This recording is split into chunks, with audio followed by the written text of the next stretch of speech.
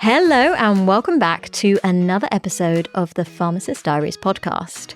Today I have a special guest for you.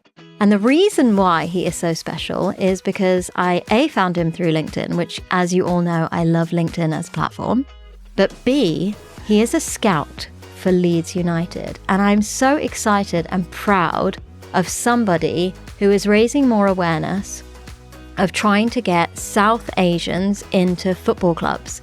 And he is a pharmacist, guys. I mean, this is really cool. We have not met any pharmacists who have such unique skills and experience. And we're going to dive deep into Khaleel Loonat's experience as a pharmacist, but also as a scout. So in terms of his background, he is a clinical pharmacist who's currently working partly within primary care, but also consulting for the pharmaceutical industry. So I'm excited to hear his journey into both elements of pharmacy. He has so much other experience to offer, which we'll talk about on today's episode. So let's welcome him onto the show. Hiya, thank you for having me today. Absolutely. I'm so excited to have you here. And I am really excited to showcase this episode because when I see your posts on LinkedIn, and I really resonate with the fact that you have so much passion for what you do. And that's kind of what triggered me to send you a message and say, hey, I'm a pharmacist and so are you. I've got this podcast, but I really love how passionate you are about young people. And I wanted to showcase that. And I wanted to showcase the fact that we can be pharmacists, but we can also do other things on the side. But usually I kickstart my episodes and find out a little bit more about you in terms of your pharmacy journey. So tell me about why you became a pharmacist in the first place. As a pharmacist, I know firsthand how challenging it can be to maintain our health and well-being whilst caring for others. I am a true believer of making the time to look after my physical, mental, and emotional health. And I love the idea of using natural supplements to support me on this journey. That's why I was so excited to find The Naked Pharmacy. Their products are 100% plant-based and naturally sourced, 100% biodegradable, and it feels really safe to know that they are formulated, tested, and manufactured to the same standard as a pharmaceutical product. However, the most important fact to share is that their CEO and founder, Kevin Levers, is a pharmacist with over 35 years of experience in the pharmaceutical industry.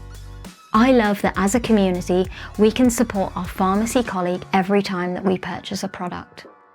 As a Pharmacist Diaries listener, you get an exclusive 20% discount off all Naked Pharmacy products using the code PD20.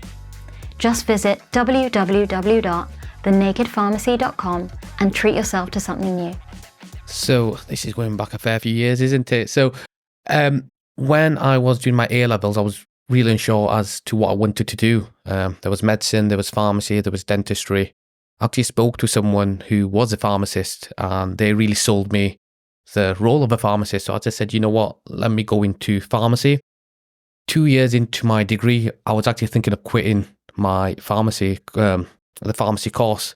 And I applied for biology at a completely different university just because I was looking at community pharmacy and hospital pharmacy and I was thinking to myself, is it really for me? Because I've done some placements. And at that point, it didn't really resonate with me. But speaking to my family, they just said, just finish the course off. And then did the 4-year course, did my pre-reg in community pharmacy. And then saved up a bit of money, went locum, did some locuming, and went backpacking to try and find myself like most people do. And then went into hospital pharmacy, a little bit more locuming, a little bit of clinical pharmacy, outpatient pharmacy. And then he landed me into my current role as a clinical pharmacist through a friend who's a GP. Interesting. Let's go to this backpacking experience. Yeah. I love talking about travel. I'm a massive adventurer myself. Yep. So where did you go? So I went South America. So I went with one of my friends who's currently a doctor and working in Australia. So I was wanting to go Southeast Asia. He wanted to go South America. So he just said, why don't you just come with me? So we went Peru, Bolivia, Colombia and Mexico for a day as a stopover. So we spent 2 months backpacking. Amazing. Did you love it? I loved it, yeah. I think my parents were a little bit more hesitant of me going. Again, we did have some scary situations, but again, it's a story to tell when you're back home. Yeah, agreed. I spent 3 months in Argentina. Wow. I lived with an Argentinian family for 3 months and did like a medical placement. I tried to get a pharmacy placement, but they didn't have anything pharmacy specific. And so I kind of got put into kind of this medical pathway.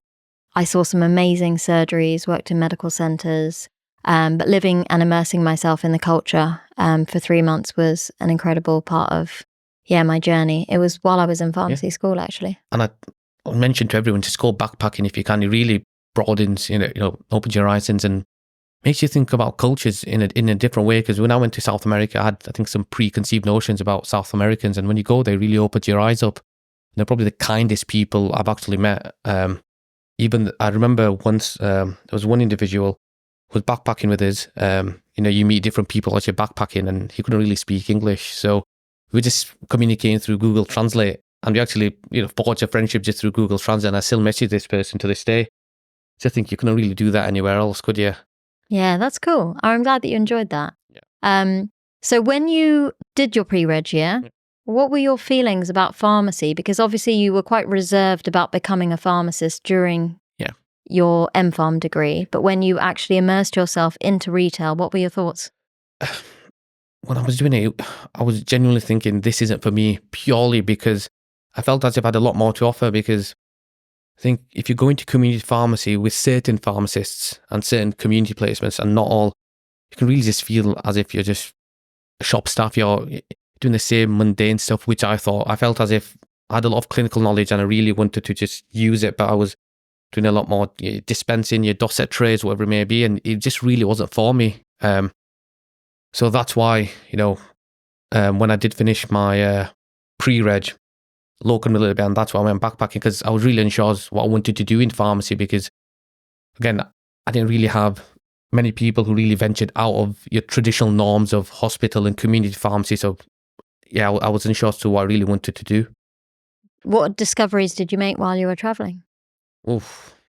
I really found myself in the sense of, I think I'm a little bit too safe. I remember we did Death Road. So if anyone who's watched Top Gear, but they go to Bolivia and then they drive down Death Road. And I was a person right at the end, because people are cycling down it. It's basically half a day trek. And I was a person right at the back, because I was just because I thought, I'd be going down fast. I'd be a little bit more exciting. But I think when it really came to it, I just realized how safe I was. And I think another thing which I really got from backpacking was, I think, appreciating people from different backgrounds and different cultures, as I mentioned earlier on. Just because I think sometimes where we live in the UK and the West, I think we have our ways of doing things. But then I think when you speak to people from different parts of the world, it really opens your eyes up in regards to their culture and how they do certain stuff. And again, what we may think they're doing is not normal for us, but vice versa for them.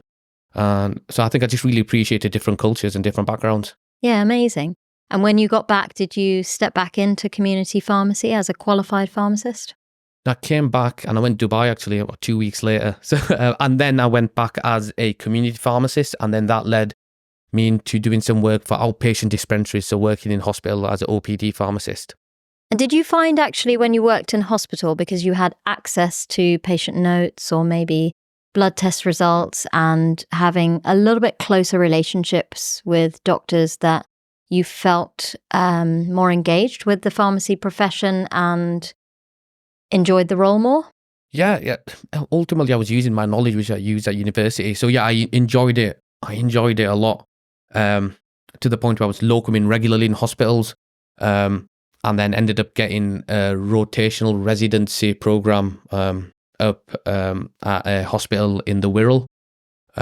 So again, that led to that. Did my my rotations there, and then again learned a lot in hospital. And one thing about hospital is it really built on my clinical knowledge, which allowed me to then transition into clinical pharmacy and primary care, and really use that knowledge just to help patients in primary care. I haven't been up to Wirral, but I've actually heard some really good things about the NHS Trust through social media, actually. What kind of rotations did you do? So I did AMU, orthopedics, respiratory, hematology, aseptics, which is probably, I think, one of my longest rotations, which I surprisingly enjoyed, because I think you can get mixed reviews in regards to aseptics, because some people love it and some people hate it. But I really enjoyed aseptics. So There's just a few. I think I did a little bit in gastro and some in A&E. Did you have like a really tough on-call experience in terms of resi life? I did mine in Oxford, so I'm always curious to see what it's like elsewhere. Mine was all right. I think luckily I got to know a lot of the doctors and a lot of the regs on the ward, so usually had a discussion with them beforehand in regards to, okay, please call me if you need X, Y, and Z. Don't call me if you need omeprazole. So I had a really good relationship with my regs, so I think I got off pretty well. I've heard of some scare stories of certain, other people being called and having to go to different sites to get medications and whatnot, but I think mine was pretty okay. Yeah, I mean, Oxford is a really large teaching hospital. So at the time I worked there, when we did on-call, we covered the 4 hospitals within Oxford. So we covered 1,600 patients. So on-call was 100 to 150 bleeps per night. A really intense experience, but a really fun one in terms of managing your time, becoming assertive, good communication skills, your clinical knowledge just skyrockets because you're constantly problem solving. You become a leader inside that dispensary. So you gain so much more confidence as a pharmacist, and it really provides you with that foundation. And I did my diploma with Cardiff University because that was the chosen one for Oxford, and absolutely loved it. But I loved every rotation. That was my main problem, is that I enjoyed elements of everywhere that I went. So by the time I finished residency, I was still unsure as to which specialist area that I wanted to go down.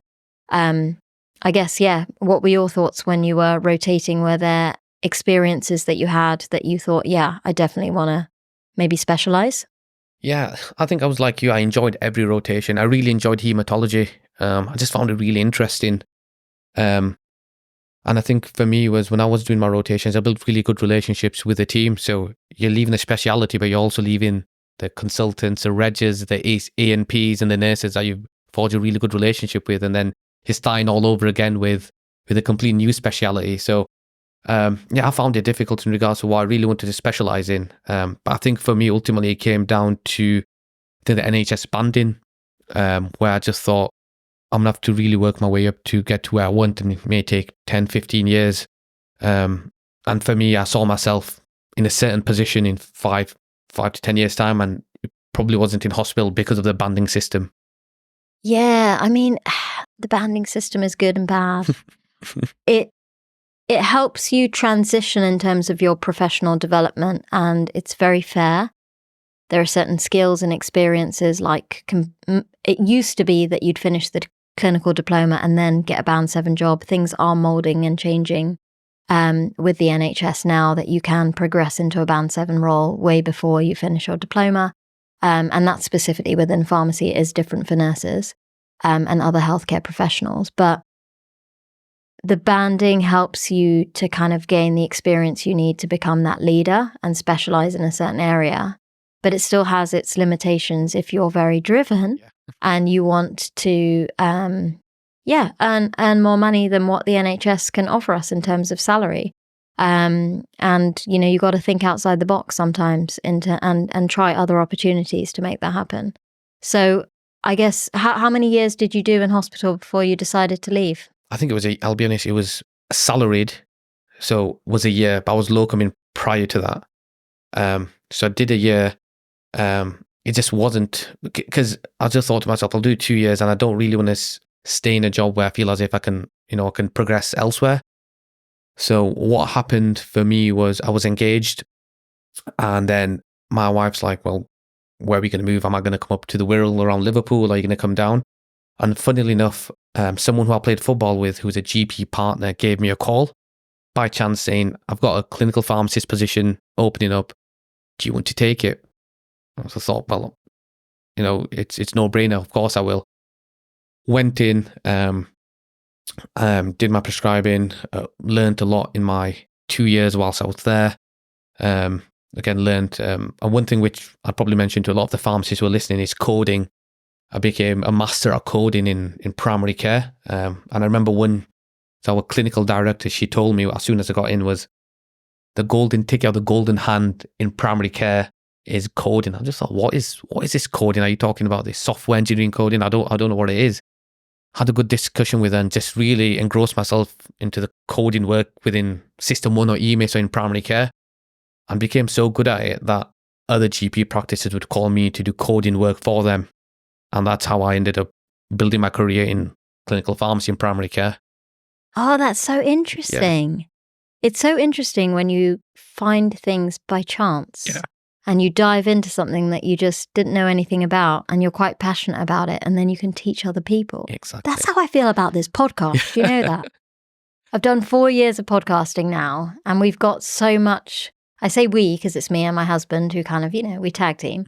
And we've got so much to offer people now in terms of helping you to start your journey as a podcaster, or if you've already got one, trying to help you to build it in terms of the reach that you get, marketing and all of that. And even with tech, I mean, my husband is obviously so tech savvy, so I'm really fortunate that he can really teach people and educate people how to improve in terms of technology, microphones, video, and all of that.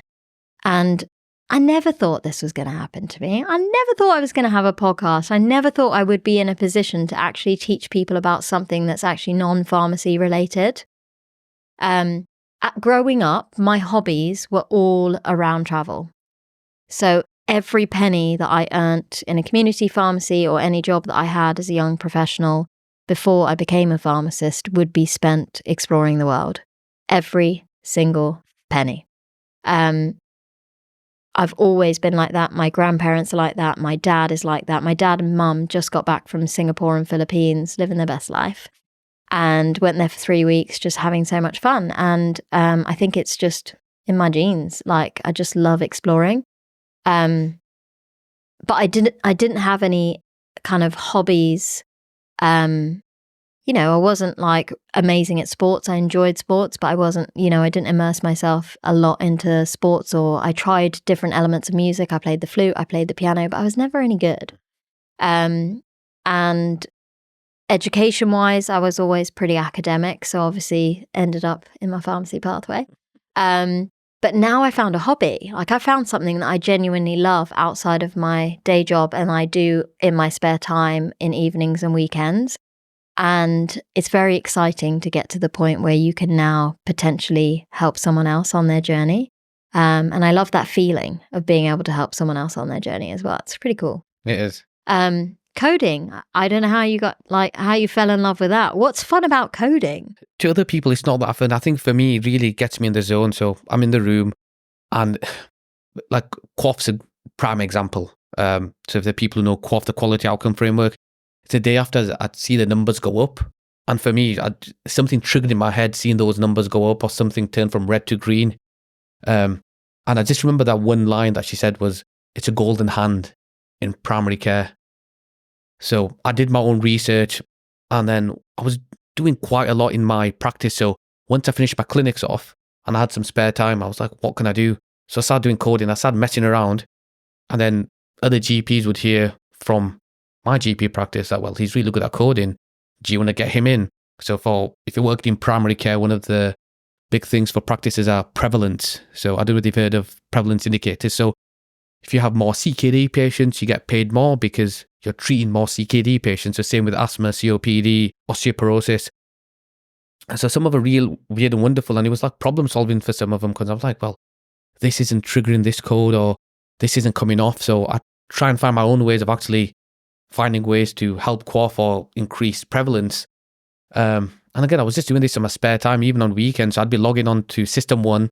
Some people might call me crazy, but, just played around with System 1, played around with certain codes, and stuff happened. So yeah, I think I was pretty fortunate in that one comment from the clinical director, and then not too long after, we had a CQC inspection.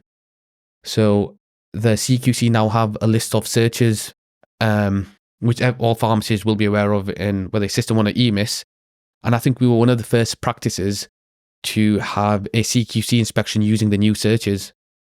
So I did a lot of the work in regards to the meds management, in regards to monitoring and whatnot. did it, and then the GP asked me whether I wanted to sit in the inspection with the CQC inspector who's a GP, and I just thought, oh, that's a bit daunting, you know. So so he just said, oh, if there's any medication questions, you can we'll defer it to you. And I just thought, it's no pressure at all. Went in, and I think the CQC inspector really liked me because every answer, for example, we had a patient who was on a DMARD, you couldn't see their bloods. Luckily, I noted it down for the GPs that if they do ask you on this one patient, because it's not coming off the list, this is where you could say this answer and whatnot. So basically, they had their bloods done at another hospital, which you don't have access to. And then the CQC inspector was asking, like, what's my role in regard to someone who gets discharged? And she was really impressed. And she said, well, I'd probably use that in my clinic, in her own practice. So got really positive feedback from the CQC inspector post-interview, and we did really well with the CQC inspection. And again, that all led from coding and them not believing in regards to what I was doing. That is so cool. That is really interesting because it's unique, right? It's not something that I've kind of heard from any other pharmacists that I've talked to on the podcast. And I genuinely don't know that much about GP practices. So it's interesting to hear what an impact that we can make as pharmacists looking into kind of coding and systems. If you hadn't have done it though, who would be doing it? The GP partners. Okay. Because so you have your QOF reviews, which your asthma nurses and diabetic nurses may do, and you may have certain clinicians who may help with certain QOF coding, but you may have what we call missed indicators. So GP partners more so to gain more revenue or increase their prevalence should be going through that list and coding if appropriate. So of course, you shouldn't be coding someone who's hypertensive, who's not hypertensive. So GP partners in practices should be doing this. And so I took that workload on. If I had any queries, of course, I'd go to the GP. I'm like, well, does this patient actually have this condition? I'm not too sure looking at the letters. But I took that onus upon myself. And then because we were working within a PCN, like I said, word just went round, and then different practices then asked me whether I could do the same for their practice. And then one thing led to another, and I started a whole host of practices which wanted me to do some work for them in the evening to increase their prevalence and help them with their QOF work. That is so cool. I love that. And can you automate any of this, or it sounds like it's a very manual process? Yeah, it is pretty much manual because you're sometimes skimming through letters. For example, if someone's got heart failure, one of the codes that you can put down is they've got LVSD, but you can only find out if they've had an echo, and you may not be in the medical notes, so you'll probably have to go down the letters or on ice, and then you're going to have to backdate that code to when they actually had their echo to see whether they've got LVSD or not. So it's a lot of admin work because you're sometimes scrolling through letters on letters on letters. And you might have a letter from the year 2000. So you're literally just scrolling and scrolling. So it does take time. But I think for me, like when I do find that nugget of information, I'm like, well, I've clearly added to something, and hopefully it improves patient outcome ultimately. So that's the main thing. Yeah, and it sounds like when you get into coding, you kind of go into flow state. Yeah.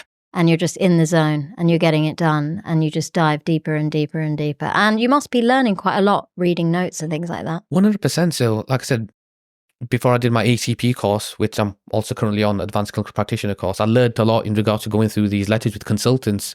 And it really just helped me, firstly, as a pharmacist, when I'm doing these reviews, I better understand what conditions they have, because I think as pharmacists, sometimes we go down the rabbit hole of just medication. And yes, we are pharmacists. But I think just now being aware in regards to other aspects of patient medical conditions, we may not need pharmacological intervention. And yeah, I learned quite a lot, and it's put me in a good stead as an ACP. Oh, I want to hear more about ACP, but I'm going to hold off for a second on that. When you were getting asked by other GP practices to help with coding, did you then do it as like a consultant getting paid separately, or did you do it as part of your job? No, so yeah, so I already had a limited company for my locum work, so I would charge them handsomely. You probably can get a lot more down south in comparison to up north, but yeah, so I charge them in what I call an hourly rate. So I didn't give them because ultimately I could do a lot of work and then they may not see an increase. But I said, let's do it by the hour. I did a lot of the work on a ledger, and the reason why I did that was then all my work would be captured, because I just want to be open and honest with the people I'm working with as to this is a work that I've done. So yeah, it would be on a locum or consultancy basis where they would charge me. I would charge them per hour for the work which I do. That's amazing. And part of that, which is quite cool, is that you're networking. Yeah. You're meeting so many people in your local area and the kind of greater network as well. Did you enjoy that? Yeah, no, I really enjoyed it. I got to, you make a lot of friends, especially within healthcare, because you have the same problems and someone you just want to vent to. So it was really good. And I think also I learned quite a lot from other practices. So there may be something in other practice which is doing really well and I want to implement into my practice. And you'll just see that maybe from the ledger or from tasks or just speaking to whether the doctors, the pharmacists or the nurses or vice versa, where I have something in my practice or from my experience from other practices that I could implement in this practice. So saying, well, I've seen X, Y, and Z. This is what I personally would do. It's your choice whether you want to take it on board or not. So at least I think for a load of practices they knew I wasn't just doing the work, but I was looking at the practice holistically and ultimately giving them some advice in regards to other aspects of, care delivery or whatever it may be. Nice. I love this. Yeah. This is cool. I bet that once this episode is up and running, you might get contacted from people around saying, actually, can you help us? No, that's really cool. And at the time that you had this GP practice role, were you the only pharmacist in the GP practice? Yes, I was the only pharmacist for that GP practice. Other practices within the area got local PCN pharmacists. So I was directly employed by the pharmacist, not pharmacist, from the GP practice, sorry. And then I just saw the role of the pharmacist and I thought we could also get pharmacy technicians in. And I think initially the PCN were hesitant to get pharmacy technicians in because they didn't know what they did. But I said I've worked with some amazing pharmacy technicians. So I ended up employing a pharmacy technician within the practice who's doing a lot of work. And I think the practice and the PCN saw the improvement of having a pharmacist and pharmacy technician working together. Because the pharmacy technician, as you work in community pharmacy and in hospital, they can take some workload off us, which allows us to potentially do some more clinical work. So I think they've found a lot of value within having a pharmacist in the practice and now pharmacy technician. So shout out to the pharmacy technicians out there in primary care and, well, in pharmacy in general. Yeah, they are so amazing and so helpful. And I mean, I've worked with some incredible techs and especially in pediatrics, I've really enjoyed some of the techs I've worked with and they're so good at what they do and so passionate about what they do, which is great. So that's really interesting how you kind of dived into that. Did you tell me actually a little bit about the Advanced Clinical Practitioner course? What is that all about? So Advanced Clinical Practitioner, ACP, it's a 3-year MSc. You can do it as a course or you can do it as an apprenticeship, so you can get funding from the NHS. And that's where you basically work in a GP practice and you have a GP supervisor and you're seeing patients as a GP would. So ultimately, by the end of the course, once you pass your exams, you can see the same patients as the GP, but always ensuring that, if there's any queries, you'd always go to a GP, but you can do a lot of the work which a GP does do under their supervision. And what I really wanted to do that was I could use my pharmacy knowledge, but then also bring some more clinical knowledge and all and put them both together. Because then it allows me to see work in the NHS, in a full circle because I've, been a pharmacist and now working in primary care hopefully we will be working as an ACP. So it gives me the understanding in regards to the pressures of a GP goes through, because when I'm doing my clinics, I can see the pressures that a GP goes through in regards to task referrals, because people think you're just doing a consultation, that's it, but the amount of work which then goes into doing a referral, chasing something up, chasing bloods, requesting bloods, again, it takes a lot of your time. And then that's why I understand sometimes why GPs are under a lot of pressure, because it's not just what patients see that they do. There's a lot of work which goes on in the background and a lot of the admin work which a lot of GP practices are doing. Interesting. And I mean, did you consider kind of the difference between the ACP role and just doing your independent prescribing course as a pharmacist? Yeah. So as an independent prescriber, I did my independent prescribing within diabetes. So I did a lot of work, my prescribing was within diabetes. So I did a lot of diabetic reviews and a lot of respiratory reviews. But again, with independent prescribing, you don't really learn the clinical aspect of, managing certain patients. So if I'm listening to chest sounds, what I'm actually listening to. So again, how do you listen for like crackles, wheezes, if I'm listening to chest, if I'm listening to the heart, what's an ejection click? And you learn a lot of that whilst you're in your uni course. Like, so for example, right now, if I'm doing urology, I get a lot of male patients in my area, especially Asian patients who are a little bit more hesitant to have potential prostate exams. And now I'm doing a lot of work actually trying to have that discussion within our area that it's important for men who are 50 to have a prostate exam. And again, as an independent prescriber, you wouldn't really learn the way of doing a prostate exam. But again, as an ACP, I've learned in clinic and have the opportunity to do it with my GP. There's a lot of stuff which I think I've learned in my ACP course so far, which allows me to better engage with my patients as opposed to, just being a pharmacist, because I think sometimes it can be not capped, but again, our clinical knowledge may stop at a certain point in regards to managing patients, because we'll be treating patients, but we don't know how to do the diagnostic side, because that's where we leave the GPs to. So I'm having the best of both worlds of diagnostic and treating patients. That's interesting. I mean, I did my prescribing course with King's. I'm biased because I work there. Yeah. But it's a 9-month course, and it's called the Clinically Enhanced Pharmacist Independent Prescribing course. It's called CPIP. So there is the additional kind of clinical element when it comes to kind of the diagnostic skills, using a stethoscope, being able to palpate, percuss, listen for bowel sounds, everything that you're kind of talking about, but not as in depth. And depending on your area of expertise, so for me, I'm in palliative care, plus I'm dealing with children. And I was looking at things from the point of view of shortness of breath and anxiety. So a lot of that the basics of kind of the physical assessment side is learning how to manage the respiratory symptoms. So I didn't dive too much into the other areas because I know my scope of practice doesn't necessarily need me to do it. But a lot of other courses for independent prescribing are 6 months long and don't have that aspect to it.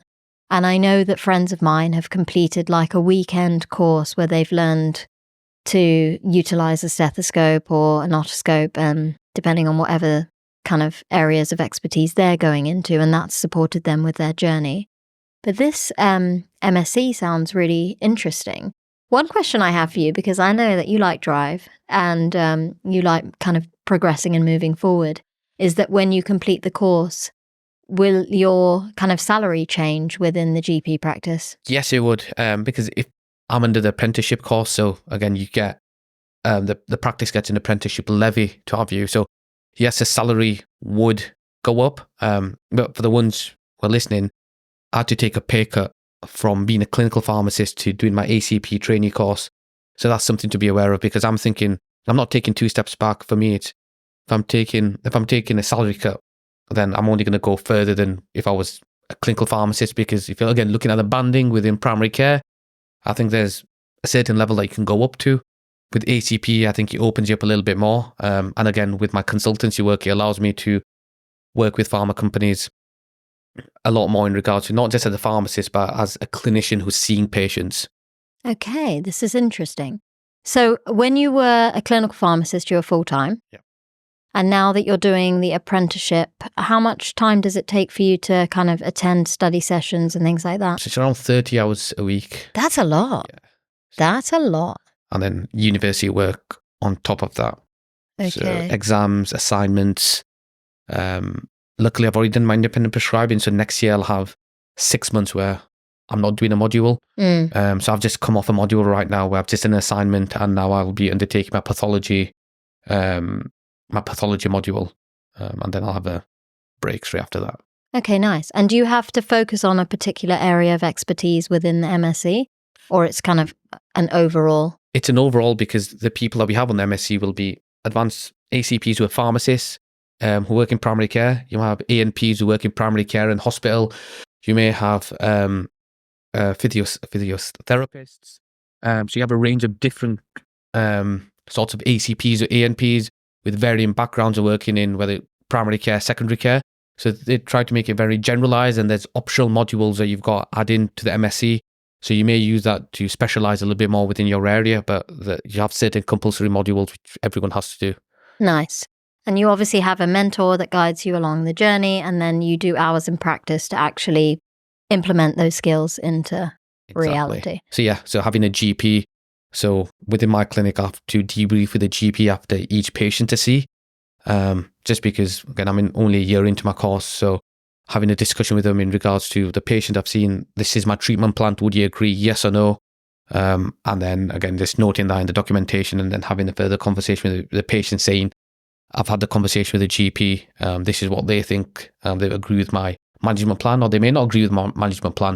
And just being open with the patient saying, okay, I've had the discussion with the GP, and on his expertise, he thinks we should go down a certain route. So because when patients do come see me, I think it's really important to let them know I'm a trainee ACP, because I think there's been certain incidences where patients have thought they've seen a GP. You've got a stethoscope, you may look like a GP, but we're not. And I think it's just being open and honest with the patient that who they are seeing. Okay, interesting. I like this. This is cool. I'm looking forward to when you qualify and seeing how your journey changes. That's really exciting. But on the side of all this, there's another side of Khaleel. The side of Khaleel that likes children and the side of Khaleel that likes football. Yeah. So tell me a little bit about your journey into teaching kids to play football and how you've now become a scout. Oh, yeah. So I've always loved football. I couldn't make it as a professional footballer. So I just thought, well, what do I do? So played a lot of Saturday and Sunday league football. I stopped for a while with university. And with work, I was getting really tired, but then I got back into it again. Not so long ago. Picked up an injury in football and it really brought me down. I was like, well, I can't play. And my coach then, at that point, Dave, he was a scout for Leeds United and he was a coach. So he just asked me saying, do you want to come down? And I said, yeah, hell yeah, of course. So went down and it's what we call development centres, so entry centres for academies. So there's one in Bradford. So I came down, I was shadowing him. And as I said, I'd love to get into scouting. 6 months down the line, they've offered me a scouting position. And then what happened was, when I took this position on, the person who employed me, he ended up leaving, and then they had a completely, a reorg. So basically they had someone completely new coming in. I always thought last person is always the first person out when you get a new head of recruitment. Luckily for me, around that time, brought in some really good players, built a name for myself within the academy, and 2 years down the line, here I am. Oh, I can't believe it. And you do all of this outside of your kind of standard working hours. Yeah. How do you manage your time with all of that? That's a good question. When I speak to people, if I'm at home, I'm either really lazy at home or I'm actually doing something out there. So for me, I think I have a wife who's really understanding. She understands my passions. She supports me, as cliche as it sounds, but she really supports in regards to what I do. And I think that really helps, because she knows where I want to go in the next 5 to 10 years within football, within pharmacy. And she's happy for me to go out and do what I've got to do. So yes, I might have certain days where I finish my clinic 5, 6 o'clock, and then I travel an hour up to Wetherby to look at the academy, and then come back home maybe sometimes at 9 o'clock. So being out since 8, come back at 9. But I think when you're passionate about something, you don't really think about the time. You're just enjoying what you're doing. And what is it that you love so much about working at the academy and being a scout? I think it's giving kids opportunities. And again, for me, what I saw was a lack of South Asian representation in academy football. Just because when I was playing, there's certain players, with the benefit of hindsight, who I thought should have been in an academy. Whether they would have made it into the Premier League is a different story, but they should have been in an academy. And when I was younger, if you ask me how many academy scouts came to my games, 0, when you have 1. And I just thought, well, if I can go into scouting, open the doors for the South Asian clubs, and then also for the academies to have a look at these players. And the beauty is, which I mentioned off air, was, well, I've scouted 4 kids right now who are under 8s going up to under 9s. One's been offered at Man U, one's been offered at Man City. 2 have been offered at Leeds, actually. So 2 have been offered at Leeds. So, and that's only in the space of a year of actually working with South Asian clubs and working within these diverse areas, whether it's in Bradford, Leeds, Batley, Dewsbury, and actually just showing the academies that, we can play football. Because I think there's, a lot of academies and a lot of scouts, when I've spoken to, they were scared to go into Asian clubs. I don't know why. They may think, well, they may be a bit sensitive in regards to the culture, whatever it may be. So hopefully me being there and opening the eyes to a lot of scouts, yes, you can go in there. They'll open you, warmly welcome you. And, I think we are making strides. The Premier League are doing a lot of work, which I'm working alongside the Premier League, and I think probably you'll see a shift in the next 10 years or so. That's so cool. And I believe recently a very surreal moment that you actually got to speak at, was it the Premier League headquarters? Yeah, so for Leeds United, I was invited down to go to Premier League headquarters in London, and again, I was part of a load of other clubs who's within the initiative to promote South Asian football, and again, had a good conversation with the people at the Premier League in regards to, what my ideas were and whether they would be realistic in regards to can we actually achieve them. And then that's led to having us working on the second, what we call SAP, so South Asian Action Plan tournament. So we're having that on the 23rd of June and on the 30th of June up at Leeds United.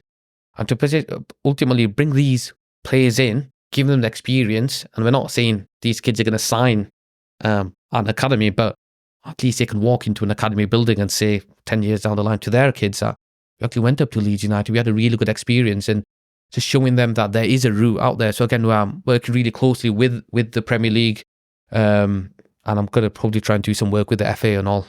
Oh my goodness. That's obviously really exciting. Yeah. And you probably never imagined that this was ever going to happen.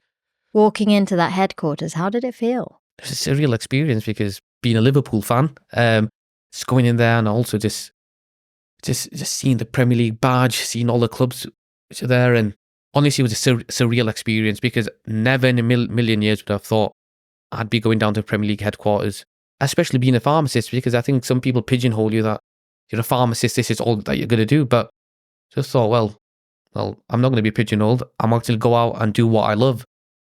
And yeah, it's honestly it's even to this day, it's probably one of my most proudest achievements, being a scout, and then also going to the Premier League headquarters and actually engaging with key stakeholders and actually making some differences, because the discussion which I've had with them, we've actually made some differences up north, the way that we're working with Leeds United. So yeah, honestly, it's still probably one of my highest achievements.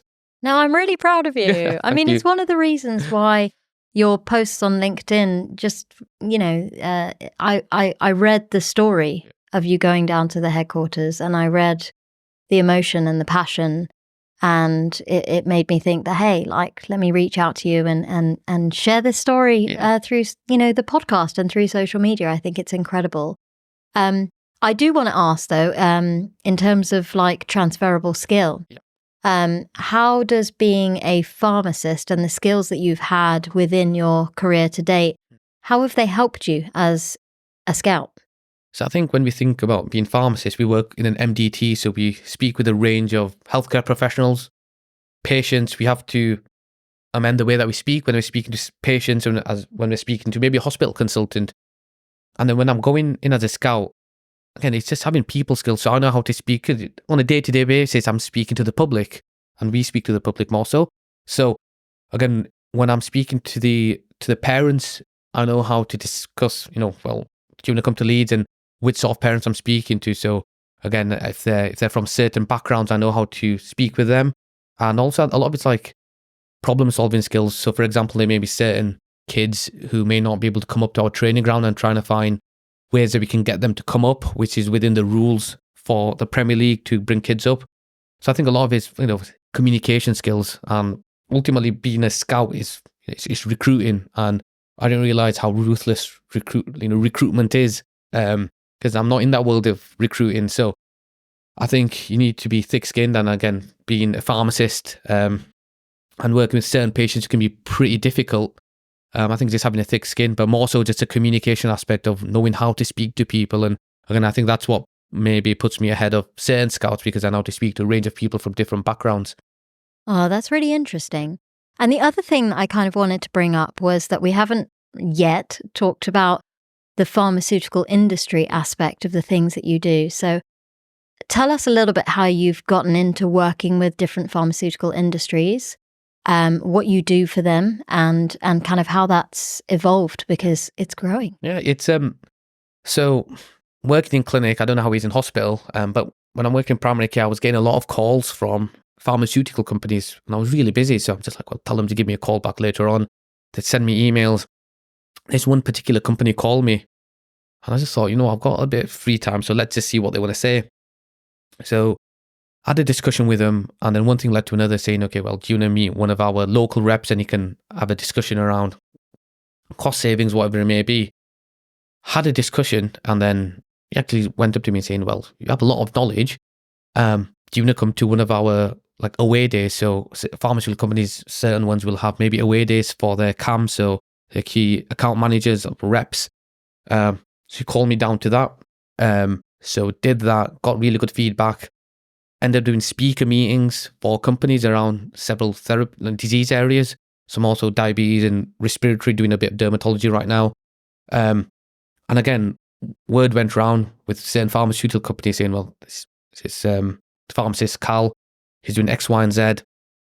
And then, again, other pharmaceutical companies then got me to do some consultancy work for them. So whether that's basically having an insight in regards to primary care, insight into the mind of a pharmacist as to what makes me tick or what makes us tick. And again, how they can align themselves with primary care more so. So it just spiraled out of control. And then doing some webinars for Life Sciences Access Academy. And again, people reaching out through there. So again, it's more so word of mouth in regards to the work which I've done. And this is one thing which I say is don't follow the money. Okay, when you're providing a service, make sure you give the best service possible because the money will come. But again, your reputation, it takes a long time to build, but it can just go like that. So I think that's really important. That's what I say about this podcast. Provide the value. Yeah. And the income will come. I mean, I've been doing this as a passion project. Yeah. It's something that obviously I've been doing as a hobby, but now it's got to change because I love it and I'm thriving in the environment. And I'm doing my best, my absolute best, to provide value to my audience, serve their needs, kind of educate them, inspire them, motivate them. I'm getting a lot of messages at the moment from students, maybe because they are on summer holidays and they've got more time to tune into episodes. And they're finding the content really inspirational. And that's not necessarily me. It's obviously the guests that I'm speaking to as well. But it's really nice it's really rewarding. It's really genuinely a fun experience for me. And like you say, like, don't follow the money. It's follow the drive, follow the passion, follow the love of what you do, and good things will always come from that. And I genuinely believe that. Yeah, 100%. Because what I was doing, I wasn't doing it for the money. I just really enjoyed being in front of a group of people and speaking, because I think pharmaceutical companies, certain ones get a really bad rep, but the ones I've worked with, there's some amazing people out there and they genuinely want to learn as to how we work. So again, I think, you put me in front of a group of people, I could speak for ages. So no, it was a passion of mine also, I think, just to go out and speak. So funnily enough, just leading on from this, I did a speaker meeting actually this week or last week, and my university lecturer was in the audience, one of my university lecturers. And before I started the talk, I just said, before I start talking, it's an absolute honor to speak to my university lecturer, because now it's, roles are reversed. And again, that's a surreal moment and all, which I did from, working with these pharmaceutical companies, was allowing me to sit in front of my university lecturer and them saying, you know what, I've actually learned something from you. And now he's asked me whether I want to be involved in OSCEs and doing teacher practitioner sessions. As I said, maybe, I don't know when I'm going to find the time for that, but I'd love to go back to university and even just deliver one session for the students. And again, these opportunities have come just from just saying yes to one, and then just following my passion in regards to public speaking. It sounds like up north that there's a lot of word of mouth going on. Yeah. That connections are made face to face and people talk to each other in the community. Obviously, social media plays its part. Networking through LinkedIn and other areas obviously has an impact. But from the opportunities that you've had, people in your area genuinely want to help other people in that area. Yeah, and I think the healthcare, the healthcare environment, or the people who work within the north, I think everyone's willing to help each other out, especially the area which I'm in. And even the people within certain pharmaceutical companies, they'll tell their friends who are another pharmaceutical company saying, well, you've got such and such. And I just want to give a shout out to someone who's really helped me. There's two people.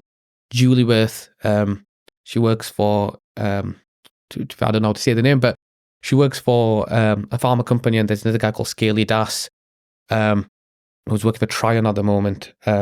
And they've pushed me, they've put my name out there. And again, I'd be ever grateful for what they've done for me.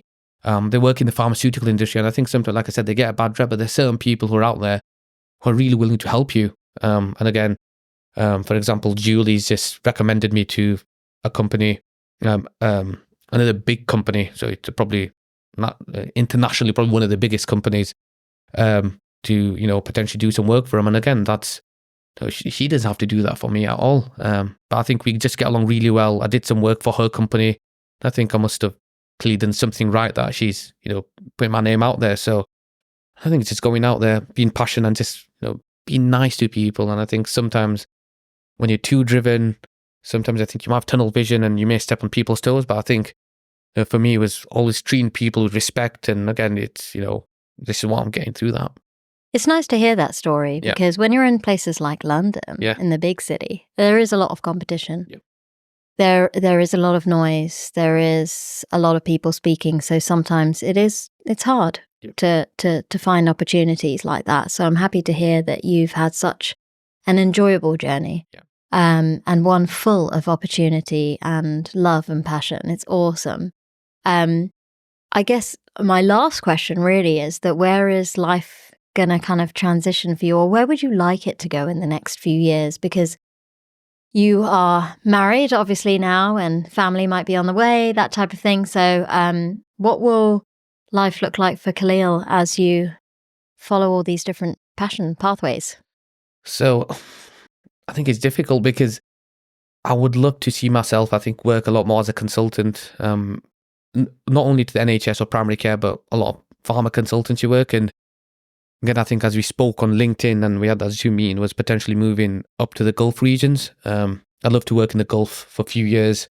Again, being promoted as a senior scout right now at Leeds. Again, if I'm in the UK, I'd be probably doing the consultancy still within pharma, and I'd probably transition a little bit more into public speaking and pharma work, with doing, having some clinics still available, because I think the beauty of what I do is I'm still working in the NHS, and I can bring that insight as opposed to someone who worked in the NHS 10 years ago and everything's completely changed. So I think ideally probably in the next 5 to 10 years would be to working in the Gulf regions as a consultant, and potentially helping certain Gulf countries in regards to their diabetes and respiratory projects, because I've worked in a fair few within the NHS and within my area, and hopefully using that knowledge and transitioning it over into the Gulf regions.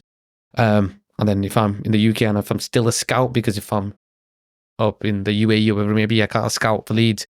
But again, doing as much as I can, because I think as a Leeds United scout, my next step would be going full-time, but I would never go full-time because it wouldn't make sense financially for me to go full-time. So I'd probably still keep this as a hobby and a passion, and just keep on doing what I'm doing with the Premier League and Leeds United to just basically, get as many South Asian with people from diverse backgrounds, kids who potentially deserve it, but for whatever reason they may have not been seen. And over the next 10, 15 years, I can maybe even see one kid who's in the Premier League and I feel as if I've done my job. Oh, I love that. Oh, that's so cool. I love it. Are you happy for people to reach out to you on social media if they've got any questions, and where would be the best platform to do that? So LinkedIn, I'm a big advocate for LinkedIn. I think it's amazing. That's how we met. I've met a lot of people through LinkedIn. So yes, just drop me a message on LinkedIn. I'll try and reply back on the same day because I'm pretty active on LinkedIn. So so just reach out on LinkedIn, and again, we can have a conversation. And thank you so much for joining me today. I really appreciate your time, your energy, and we've gotten to know each other better, and that's awesome. No worries. And thank you for having me down again. Came from Batley, so it was a nice 3-hour drive, and the lovely area, so I got to see parts of the country which I would never if I didn't come down here. Amazing. So thank you for coming on to the episode, and we will catch up soon.